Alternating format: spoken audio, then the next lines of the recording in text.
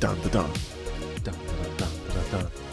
It's funny. So DanDaDan season 2 has just wrapped up, and you were just doing the opening theme from last season, from season 1. Dun, dun, dun, dun, dun, dun. And I feel like it's one of those things where that opening was so good and so like fun and new and exciting and different, and now it's like it's just impossible to follow that up. It's just they can't really do it. Yeah. The intro song for this season is a little bit more sporadic. It's a lot more abstract, kind of. It's got like a certain genre, but at the same time, well, I feel like the opening to this, I would say the opening to this, I thought this sounded like an opening to Naruto. Like this would have been season, like it'd be a random middle ground opening that is like season 8. Opening 3, season 8. We're on the boat again, boys. You know what I mean? We're sort of like the boat arc.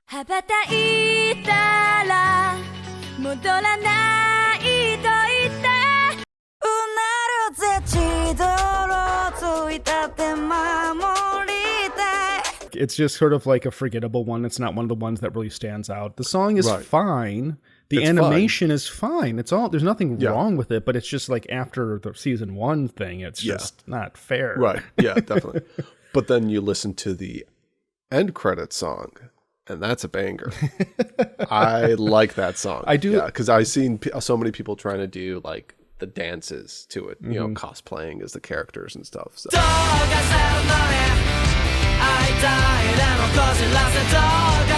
Imagine what it would be like if they had like the season 1 intro and then the season 2 outro. How awesome that would be. But now what's fun is like, yes, unfortunately we have to wait probably another year or another dozen episodes.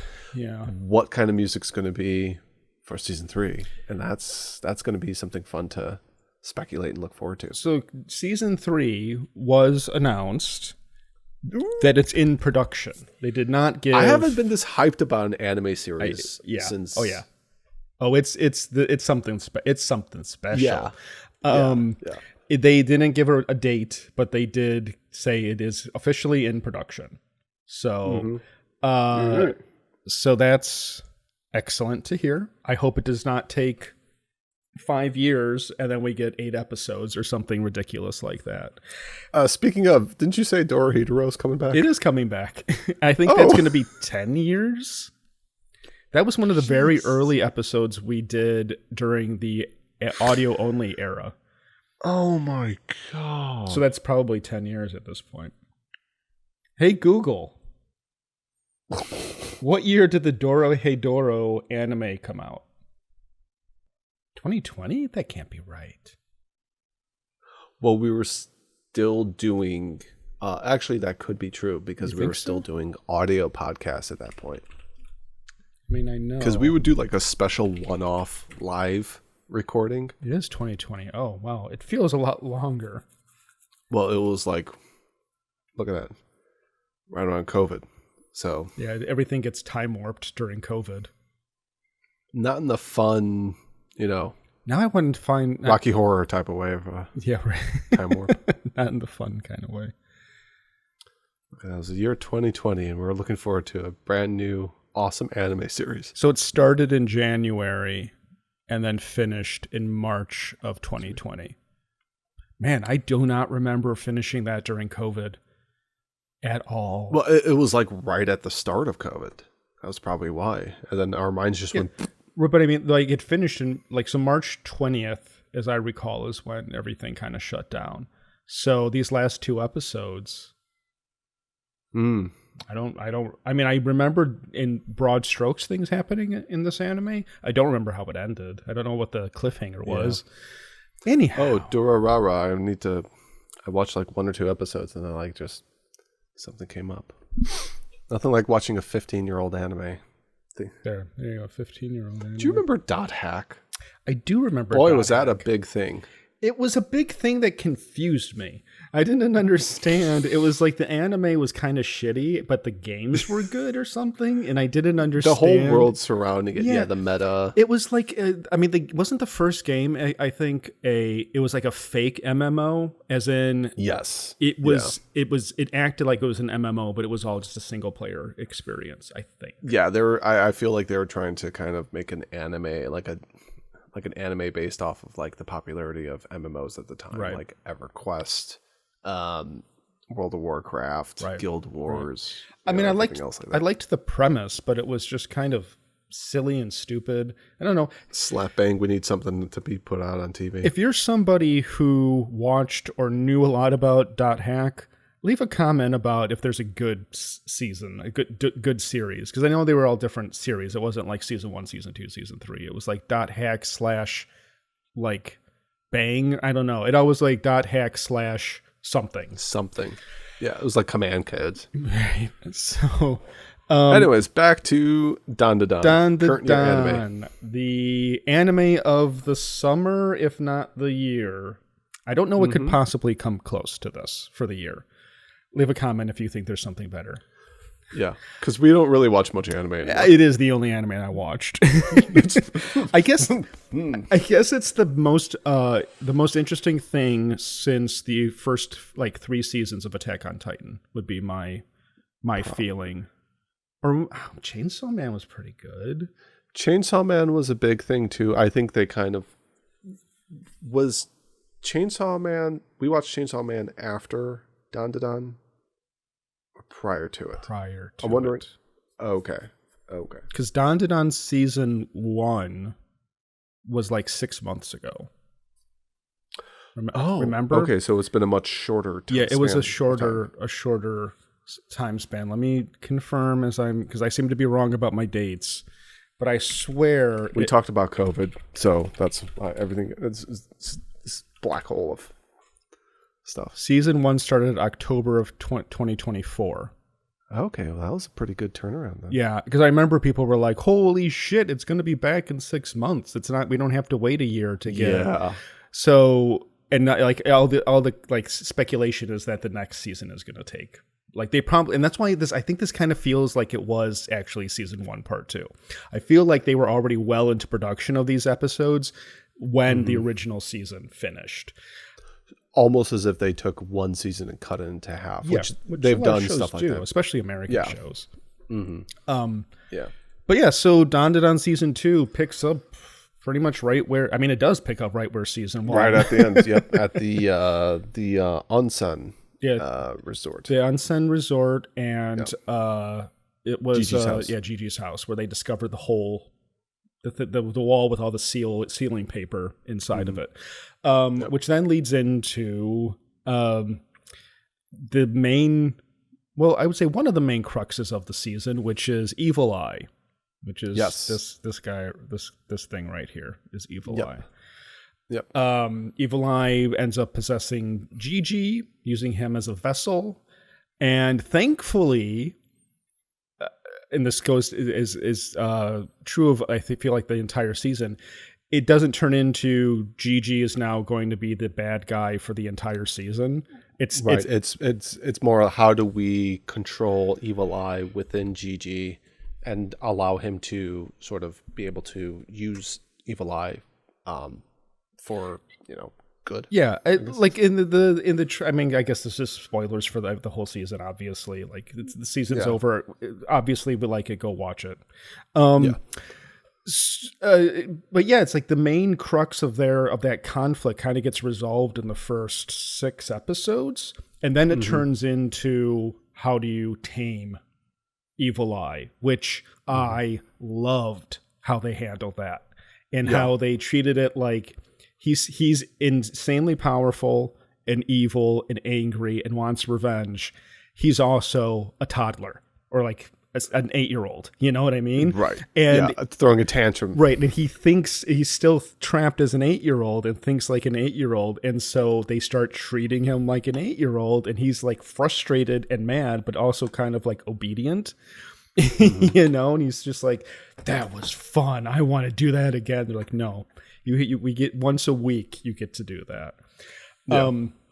And so that I thought that was lovely. I thought that it was lovely that they like that, because when Gigi was so like, don't kill him again or whatever, I was like, shut up, Gigi, what the fuck? Do you see, like, everyone knows that this guy needs to get killed. And so I thought it was going to be the like sad, oh, we have to kill him, goodbye. It's going to be the sad we just introduced him and now right, you know, grandma and her apprentice are going to seal him away, and that'll be it. That'll be the end, and it'll be the sad episode of the season, you know.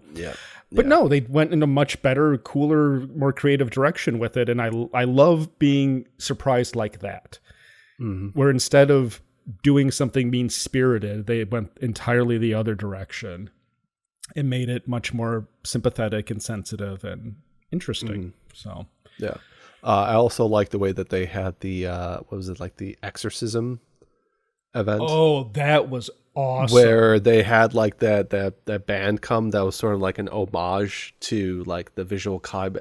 I think you would kind of call them Visual Kai. I'll just say it's the band X Japan. I was going to say it's X Japan. Yeah, which they used to be called X, and then they found out that there was a band in the US, a punk band called X, so they became X Japan. Yeah, good for them. Perfectly fine, fits a bit, but like that song that they played there, like I have it like saved now on my like mixtape playlist on YouTube just because of how fucking amazing it is and stuff.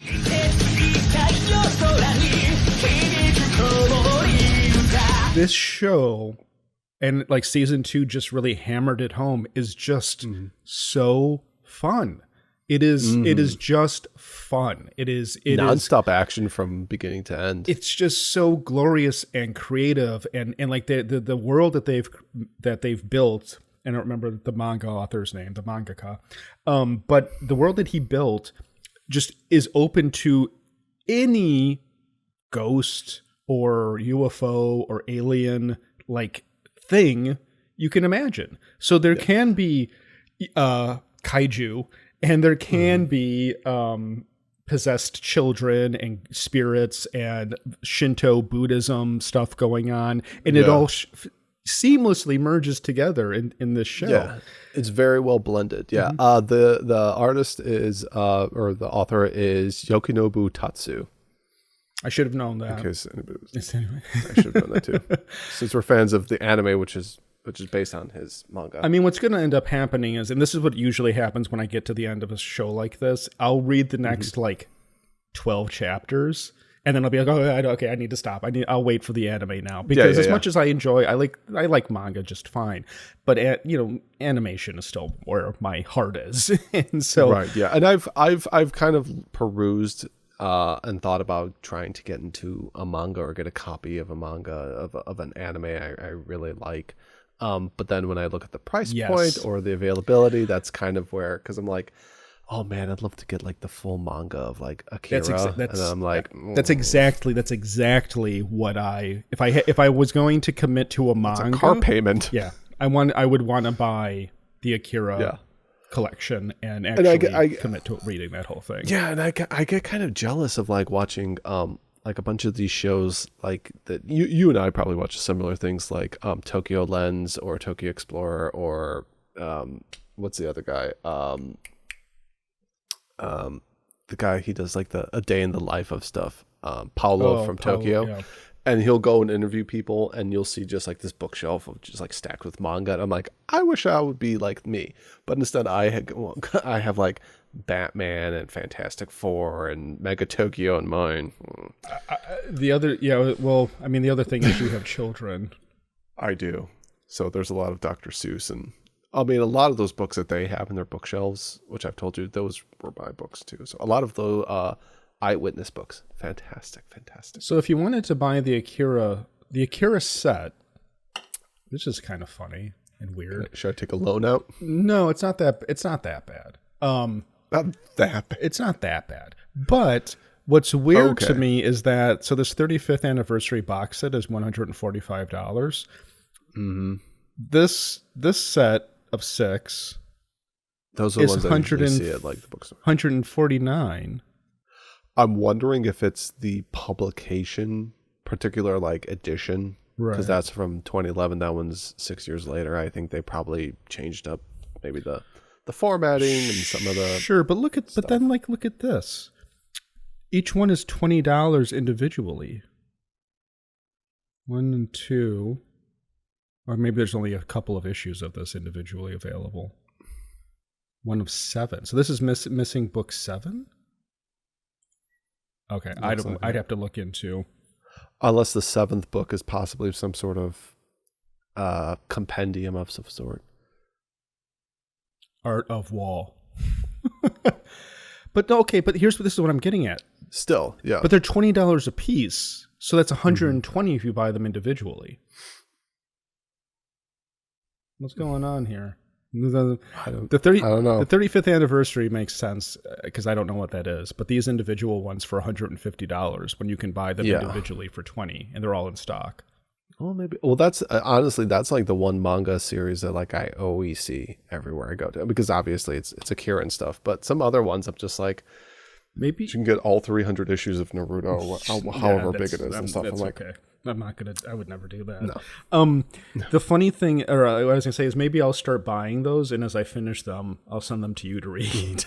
Okay, that's fine. But I mean, DanDaDan, I mean, like, considering how much we like the show, like I could definitely see like me getting this as like my first like manga type of thing. I started buying Berserk when I was in college and gave up because I knew that it was going to take forever, and the guy died and didn't finish the series, and now his apprentices are trying to finish it, which has mixed reactions from people. Yeah, I kind of feel like it's similar to like the Frank Herbert situation where he did the Dune books, and then his son Brian has basically just kind of hoarded all out to be like, oh, we're going to have like 40 different books of every single little side character. But did he finish the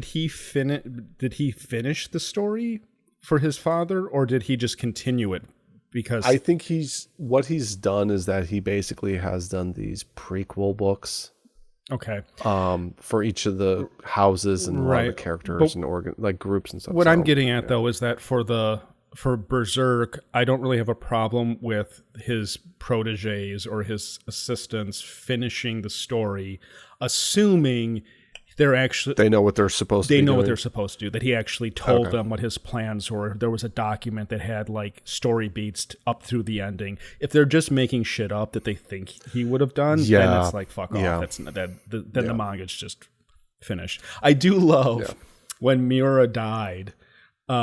Somebody posted this image of Guts, and it's just him in the Berserk armor being like, I won, and then it's like the end, and it's just like, here's your ending. Tell me what you said. Anyway, DanDaDan. So, and we have a new character in DanDaDan. We do. Who, at first I was kind of like, who's this guy? Who's this guy? He's a little too relatable, first of all. It's like looking in the mirror. Yeah.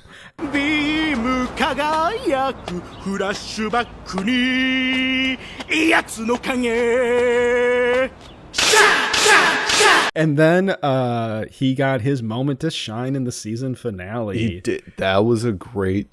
I love that thing because it was like speaking to like. I love the way that they brought in that whole segment where it was speaking to like another type of fandom, being like, oh, there's so much crossover and stuff like that. Right. Which I was just like, oh, this is going to be cool, because it was already them fighting the giant kaiju was already cool to begin with. But then when they got the super mecha Buddha, which is badass and stuff, and then right after that, at the end, it's like, oh, I think we've just been introduced to potentially another character in the show. Yes. Which, I mean, we're going off of the anime. There's probably more in the manga regarding this character, but little. Yep, a little alien girl may be joining the harem. Yeah. What was interesting about this season was that this was very GG centric, like focused, compared to, I guess, like the previous season was like Okarun and Momo, and Ira was sort of like the third wheel, I guess, for that season. And then this season, she's kind of really taken a step back and let Gigi sort of take the lead, which he was sort of becoming that at the end of the first season.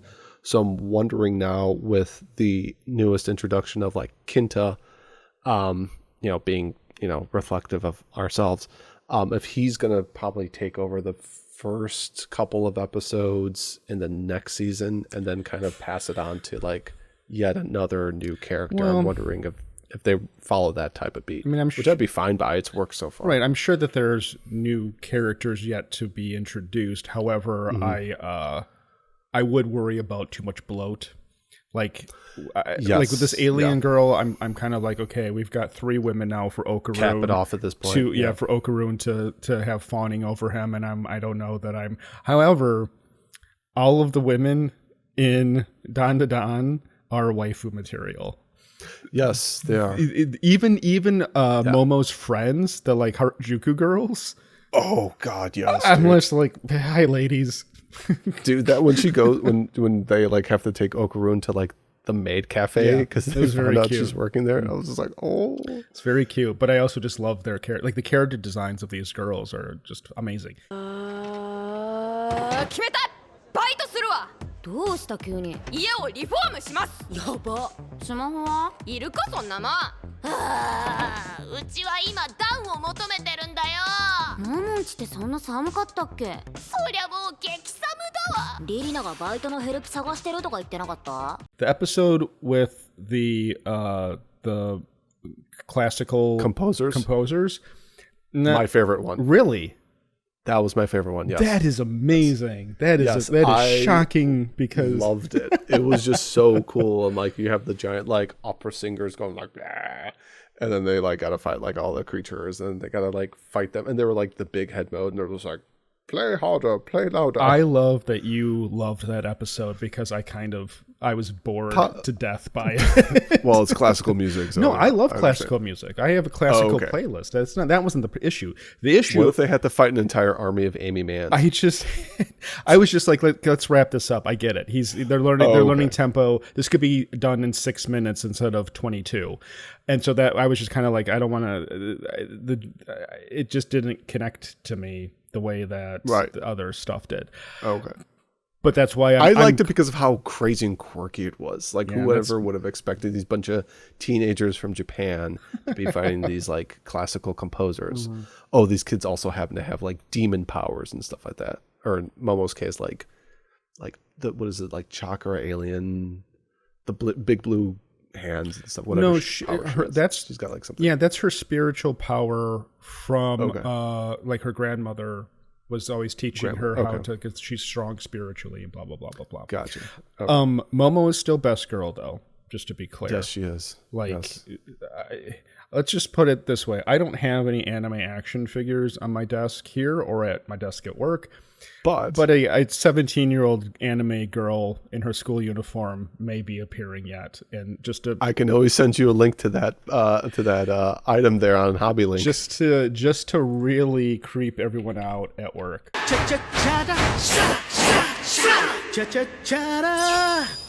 I would have to say like this season is like it did not lose a beat, and I feel like it added a couple more beats to it and stuff like that. Mm-hmm. And it was, man, I mean, I understand a lot of shows have those sophomore growing pains from like season 1 to season 2, where sometimes, the first season you're trying to feel your footing like Next Generation, and then you get up to like season 2 of Next Generation, you're like, God, this should have been season 1 because I don't even know what first season was of TNG.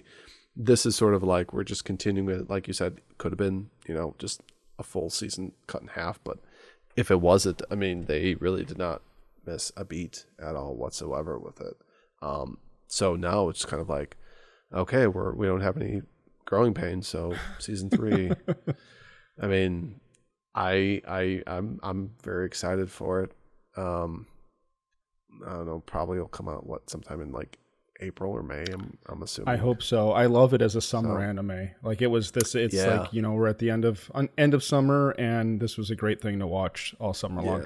Speaking of Liz and I went and saw the first 3 episodes at the theater when it first. They did like a mini movie, like the mini movie, which ended. It ended. I don't remember when that ended. like where it ended in the story. But after they were done with like the worm. No, it didn't. The worm didn't get defeated in the. Oh, no, okay. No, I just want to say 3.5 pots of gold for season 2. 3.5 pots of gold for sure. It was excellent. Yeah, and it is nice that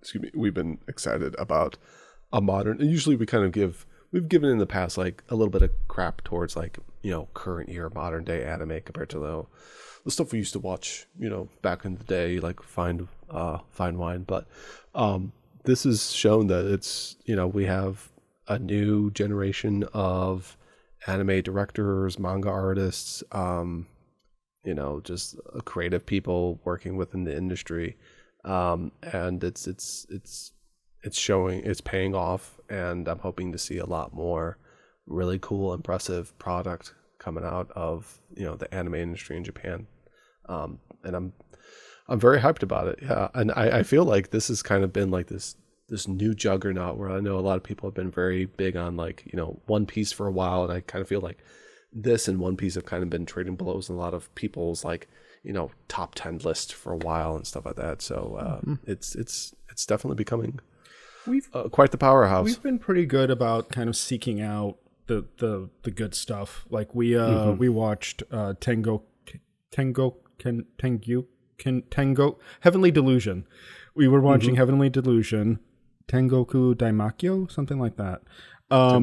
Which I wish had a season 2. I did read a ton of that manga.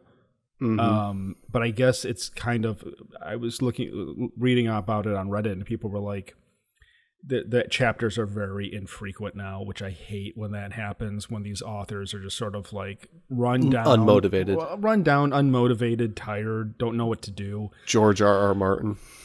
So, and it's just like, just end it then. Come on, let's jump ahead to the ending. Just wrap this shit up so that we can get the anime version. A couple of years ago, we did Summertime Rendering. Oh, yeah, that was fun. Which was another one. And that was only a season, but I feel like, you know, it was fine just being, you know, full series season. You know, I believe that wasn't based on a manga either. I believe that was an original series. Maybe I'm wrong. 3.5 pots of gold. It's excellent. You should watch it if you want to have a good time, and you don't want to. But it's still thoughtful and interesting and well told, well written, great characters, like just great characters.